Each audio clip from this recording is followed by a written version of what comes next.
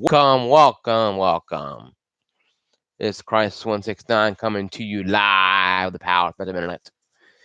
Maybe going AT&T though for sure. I will do a video about them probably soon. But let's go ahead and do a video about Sega, shall we? Right and false Sega. Sega started out like most Japanese companies did, right after World War II. World War II came and gone, um, or came and went. And Japanese people were defeated by World War II. But we all know the history of Sony came from World War II as well as Sega. Um, Sega tried to do the Mark III or Mark I in 1986, known as the Sega Master System in the United States. Did very poorly. Didn't do very good at all. Not a good system. Um, and because of that situation, Sega pretty much had an issue since day one. Nintendo was the biggest monopoly of all times. And what Sega's problem is, as a console manufacturer or a hardware manufacturer, was they didn't understand how to deal with the different aspects of the American people. See, Sega of Japan, Sega, of America, did always this. They never got along. Doesn't matter how long it is. Sega America always had better success than Sega Japan. Best with the you know Sega Genesis on one hand, and Sega Saturn good in Japan, but tanked over here in America. The Dreamcast was okay in Japan, but rocketed over here or better in Japan. It is really weird, you know. But at the time, Sega had around the time that the Sega Saturn launched, they had 7 systems concurrently, not including the Nomad or any other consoles out there that were not really Genesis. Because what happened with the Game Gear was a shrunk down Mega Drive. It was a Master System. It was an 8-bit system that they retrofitted and made a little more powerful to run Sonic Hedgehog 1 and 2, but they're different games for it. Where the Nomad was Sega Genesis in your hands that wasn't compressed enough to hold text or to hold games on a small screen. It was made for a TV, not a small screen. A lot of people wonder why those Switch so popular. You can go back and forth with it. You put it in the holding tray, the little DOS tray, pick it up and play a game. I said, well, I explained to him, it's designed for that. In Japan, the Switch is only known as a handheld. There is no docking thing to play on TV. All they have is handhelds. PCs have finally come into Japan after about 30, 40 years later. So the PC has finally become popular in Japan. But Sega, they never understood how to talk to the American people and also Japanese people. They had a good system with Saturn, great tons of games, 1,500 games in Japan only. But in Europe and in the States here, no, because they didn't know how to handle it. Like I said, Sega had 7 different consoles out at one time, continuously. Brazil is the only country keeping Sega as a manufacturing power. Brazil, to this date right now, Brazil, the only console. Brazil has the only console that the Sega Master System actually is thriving in. Games are still being made right now in Brazil for it.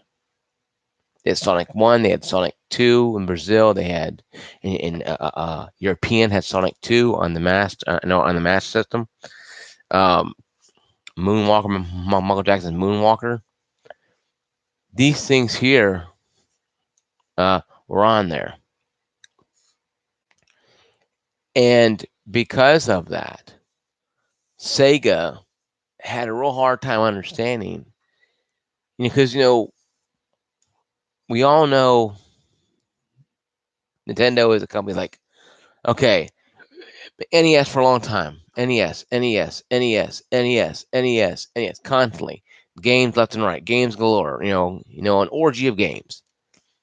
Okay, it's 91, 92, Super NES, Super NES, Super NES, and it's constantly, well, that's how Nintendo always played. They never say like, I don't know, let's try this. It worked, didn't work. Okay, okay, okay. Well, let's try this. This worked too. No, okay. Well, let's put all this shit out there. Sega never understood how to communicate each other. The right hand, did not know what the left hand was doing, and constantly they fought more than they got along. And that's how Sega ended. That's how Sega began and died. A very simple story, but you have to dig deeper into it to know that concurrently during the Sega Saturn, they had seven systems. The Sega Genesis, 32X CD is all one of them, because I don't call them different consoles or add-ons. Sega Saturn, Sega Nomad, Sega there's a Game Gear, the Master System, and there's two more I'm trying to remember where they're at, but I can't remember where they're at.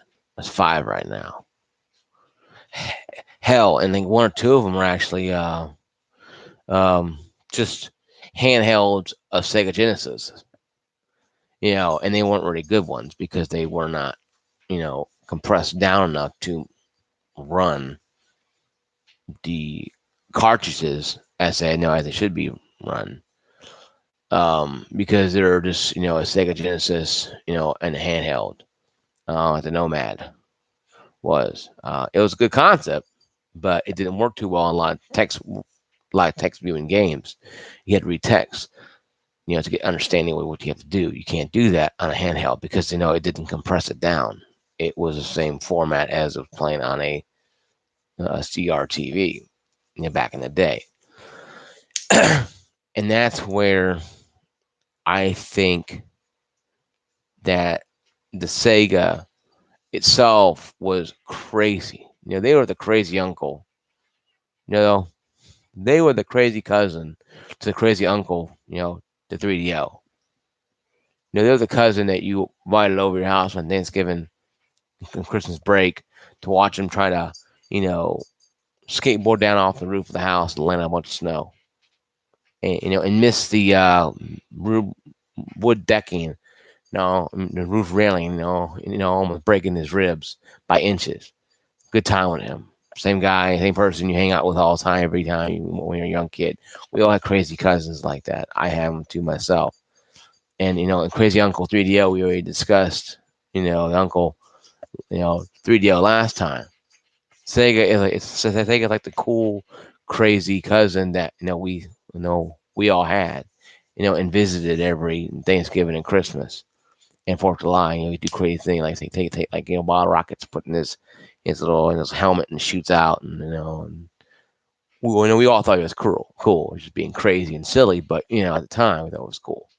Um, that's what Sega is or was as a manufacturer. They were the crazy ones, and then they always pushed an additive. Sega does, Nintendo don't, and 16 graphic blah blah. But after a while, after the Genesis came out and been out since 1988, 1989 in America, it started showing its age. See, the Sega Genesis could not rotate and scale. And what that means is, if you don't understand what that means, I understand it for the longest time. It makes a 2D image look 3D for a second. Like, okay, this 2D, now it's 3D. It's kind of that rotating and scaling. Where on Super Mario Kart, and a lot of games like that, you could do that. Well, 6CD came out, and that could do it, and that could rotate and scale. Playing Sonic game, and he goes towards a loop. Normally, he goes to loop and goes through it and runs. I take a CD, and he'll go to the loop. You'll turn 3D and see him go up, and then go back to a 2D playing and continue on. That is how the Sega CD worked for the Genesis. I think they knew that because they already built it in on the Model 1 and Model 2. Model 3 is, it was a, cheap generic one. But the Model 1 and 2s already had that compartment already added for it. So I think they knew years and years ago that they wanted to do an add-on CD base, or the Americas did.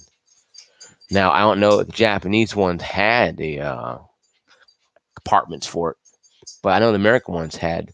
You take out a part and there's a piece of that board there. You connect it in there and you hook it up. Of course, requires its own power supply, and that's the biggest problem too as well. But it's Sega, so my point on Sega is this: Sega was an awesome company. They had a lot of awesome games, did a lot of weird things. They were they were the cool, crazy cousins to the uncle. They were the children, to the father of the crazy uncle. I'm not saying 3DO and Sega were the same. No, what I'm saying is though they were the hip, cool, tongue hanging out, skateboard wannabe cool kids. Where they were the cool people. They were cool because they were dangerous and being silly, and they were dangerous. Sega was very dangerous, with their company. Sega didn't really care about rules. They just went out there and did what they wanted to do. And I applaud them because I had a Master System and I had a Sega Dreamcast, and the games that they created on both of them, were very awesome and very phenomenal. But like all good things,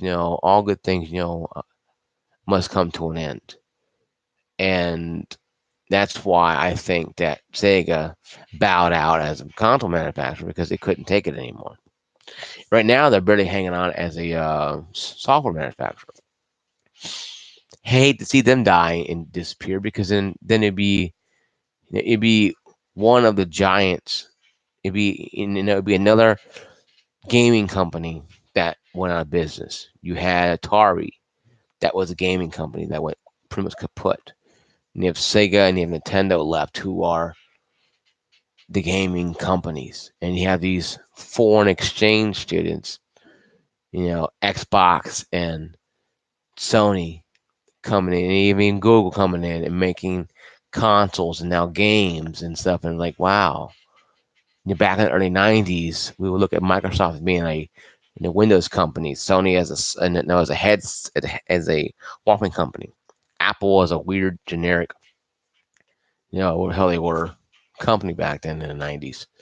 Now these people now are making, Google, sorry, Google.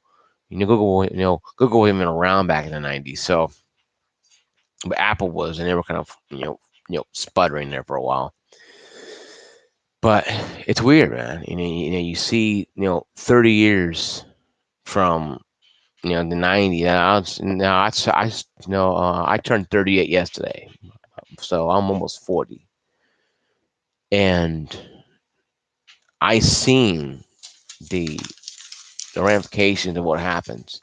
A long time ago, long time ago, we had issues like this. That could happen. One company could fall out. What's going to be? What's going to be?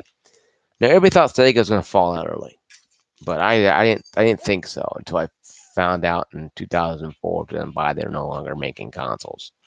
They just making this hardware and software, and it saddens me. You have these things like companies like GameStop going out of business. Yes, you have your mom and pop stores, and you have Walmart, and you have that has Call of Duty for $49, and a lot of games cheaper than GameStop. And you go to Best Buy, yes, they have games too, but it's like they're like a Sony. Walmart and Best Buy are like the Sony and Microsoft of the physical gaming world, in my mind. They don't do the games like GameStop does, or EB, or Alternative Boutique, or Funko Land. They're a company that sells bicycles and TV that happens to sell video games and consoles, and that's really what it's sad is. It's sad to me that and I know I'm going on a rabbit trail, but it does make sense to say, well, you know what, uh, you have a company here like Sega that's going belly up. Every day could be the day when they just end it and boom, they're done. And they're out of business, and they sell all the rights to Nintendo, and Nintendo comes necessarily Sega, and probably you might see Alter Beast on Switch one of these days. You know, you never know.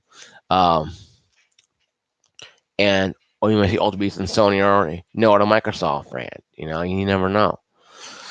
Um, it's sad though, because it makes you wonder that when you look at something like this, and you look at something like this, and Dominica look at it, and you know what? It's been a very crazy year, crazy 30 something, 20 something years that all of a sudden now there is, you know, no more Sega as a console manufacturer. Wow, Sega is almost dead as a no, as a software manufacturer. Wow, it makes you think. Yeah, you had Circuit Cities and the Cedars and the Radio Shacks like that come and go, but we all know they'll come and go because that's how it is. But you never thought Sega would be coming and going like that. But they're still around. Just not, trickle out some games here and there. But not what they were before, man. I'm telling you. Granted, no, I didn't own the Sega Genesis at all. No, I owned Super Nintendo, original Nintendo. But I had a Master System and an NES at one time in Newport News, Virginia when I was a young kid. And man, I played that guy both of them. I love both of them. I didn't understand the console war at all. Buy both and have fun. That's me. But yeah, guys, it's Christ169 saying, when you go down there, to leave a comment down below.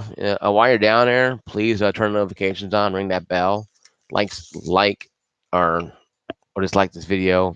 Subscribe if you already haven't too. I'll see you guys out there. Peace, love. See you guys later.